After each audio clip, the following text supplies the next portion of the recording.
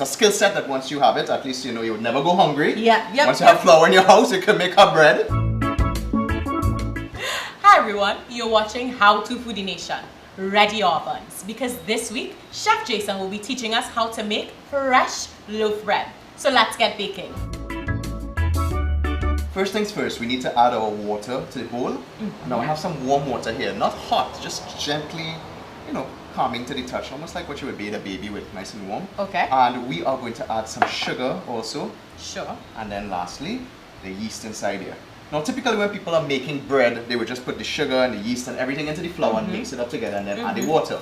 What we are working on here right now, Kezianne, is what we call building a starter. Okay. So this is the wet ingredients. By putting the sugar and the water together and then adding the yeast feeds on the sugar. Right. And you get what you call that activator.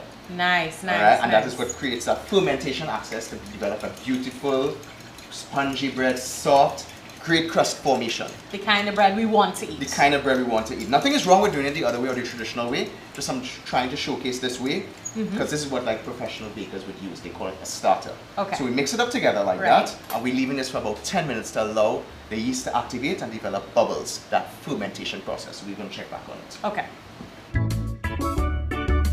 Now immediately you're seeing those beautiful little bubbles starting to break the surface. That means that your fermentation has been successful. That's So what your you want. yeast is activated. It's a carbon dioxide vibe that takes place when the yeast feeds on it. So it's almost like when you make wine and you get that nice fermentation. Fermentation. It's a similar starter. Science in our baking. Well, as baking is the science of exactness. So we're going in with some vegetable oil inside there. This will help condition the flour, provide a little bit of elasticity later on, and that is some fat inside there, so that is needed. Some salt. Now, Chef, I know you told me one time that you can't add yeast and salt at the same time. Correct. Salt kills the yeast. You don't want to do that at all. So we try to keep them separate from each other. Right. Almost like maybe a husband and an ex-wife or something. So we keep them apart. Keep them apart and you mix it up together like that. At this point in time now, we need to add our flour. So, wet ingredients, dry ingredients. Okay. Let's go in. I add a little bit at a time. Just incorporate it with the flour. Sorry, the fork to bring it in together until it gets a little stiff. Right. And then we're going to move on or graduate onto using our hands in a little while. Okay. So we're going in again. So we have this set of flour right now. And as immediately it's starting to absorb and come together. Yeah, I feel it getting thicker on my fork. And there you go. Some good quality bread. It's amazing in the household. I mean, usually mothers make this at home and they would make it for their kids, maybe Christmas time, back to school, some cheese-based sandwiches, some turkey on that, maybe some sliced cheese with some pepper sauce. Amazing stuff. Chef, I think a good loaf bread is something that everybody needs to learn how to make. Exactly. I mean, it is definitely something that it's a skill set that once you have it, at least you would never go hungry. Yeah, yep. Once you have flour in your house, you can make her bread. You could make. Exactly. Let me get this out now. I told a girl once, I said, I need you like flour, but she didn't take me on. So I mean, That's the counter. Concentrate, chef. Thank you, chef. Concentrate. So we're gonna take it Let me out. help you out there. Pour it out like that, and we're gonna start to add in the rest of the flour into it. Okay. Cool. So put some flour on top like that, and the rest of it we're gonna start to incorporate it together like that. Let me help you out there. So as you can see, what I'm doing here is just stretching the dough, Kezi. And this is how you develop the elasticity in the dough, by pulling it back and forth just like that. Okay. Alright? Once you do that, you have a nice spring to your bread, so it bounces back and you get that texture. Okay. So important. And in addition to that, I'm developing structure, which is gluten, which gives it the ability. Right. So the two proteins, and I'm using the heel of my hand, pressing it into the dough, just like that. And I see you rotating as well. Correct, because I want to make sure that I tackle both sides of the dough, or all sides of the dough rather. You know what I mean? All this extra flour that you have here, You work that in. work it into it also. Okay. And sometimes you could use your 2 palms like that. So, Looks like a workout. they call me master baker, when it comes to dough, a dough play. I know. Just finish with my dough, please. Even though I'm still working at it, right? See? So chef, after we work it, what's our next step? After we work it like that, we want to do this ideally for about 3 to 4 minutes, 4 minutes maximum. Right. Sometimes you develop a great dough like that, you could go a little more.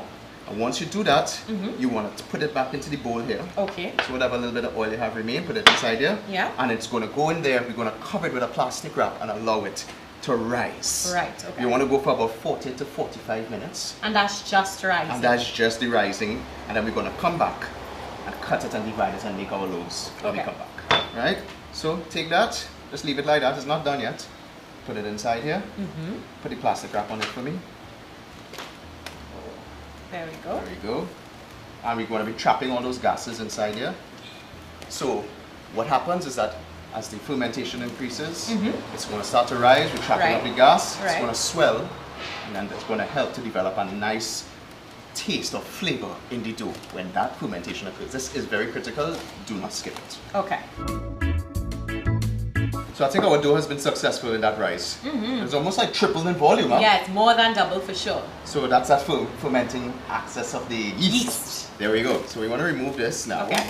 So all that carbon dioxide. Now this is a very important thing to do. Put a little bit of flour in your hand. Right. And you have to punch down the dough to remove any of the excess gases. Okay. Right? So you see how it just went back to normal size, right? Then we dust a little bit of flour on our counter. Raise up the dough. Put it down. So it's still alive. Yeah. Alright, at this point in time now, what I want to do, just put a little more flour on top of it. We're going to then take our bench scraper. Right. We want to divide the dough in half. So we're going to get 2 loaves. Okay. Alright, so let's say about that. Looks pretty much, you know, don't put me to like share out food. Okay? Let's put this one back inside here. So what we want to do now is get about 10 in width, Right. about 5 in length. So you want to press it out like that. Maybe you can turn it over. There you go. Take our rolling pin, add a little bit of flour on it just to condition it. I just want to start to Roll it out. Alright, turn it this way now. And don't be intimidated. People think it needs to be exact in terms of dimensions. No, dough could be a friend. Just go with it. Do you bake Just at home wait. a lot? Do you bake a lot at home? Cakes, brownies, never bread. Never bread. I really always wanted to learn just that kneading process and the averaging of doing breads right. I hear you. Well, this is what the show is all about. Alright, so we have that there. At this point in time now, I just take it now and I start to roll it like this. It's almost like Swiss roll vibes. Right. Alright, so we're sticking underneath. Roll it in tightly. So we're making these loaves. See me? When we do that now, I gently want to press in the edges, Right. just to bring it in like that.